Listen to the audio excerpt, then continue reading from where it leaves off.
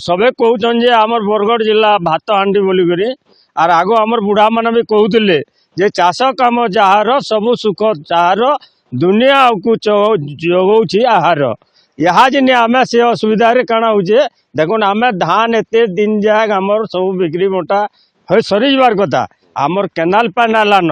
आम जहाँ तो अवस्था हेलु हेलु यहाँ जिन कुरुरे घिनी नेते 2-4 दिन 8 दिन बेले बोला आम चाषी माने ठीक चली पारतु यहाँ जिन काण हो धान आमर पाखे पैसा नान धान गदा है मार्केट रे यहाँ चिने फिर आज देखो जे वर्षा संभावना 24 घंटा भितर बोलान आज सबू धान माना पड़ी करी कुही जीवा आर आम यहाँ चाष केंदे करमु आमर पाखे पैसा नहीं सार नहीं लेबर खर्चा नान जहाँ तो लागिचु बैंक फैंक किसी सुझी भी ना पारबा से लगे आम सरकार अनुरोध से कहउछन जे मिलर मिलर अरे आमर मिलर चाषी आमर मिलर सागे काय संपर्क अछि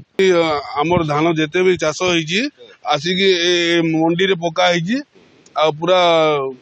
ठीक भाबरे नाही धान केही उठाउ नांती मिलर्स वाले आसु नांती मिलर्स वाले स्ट्राइक लगै छंती आ धान भल भाबे उठु नै छोट छोट पैक आसुछि धान उठी पारुनी मुटे आ जो चाषी अछन कोन कहबा एबे जो वर्षा पाई जो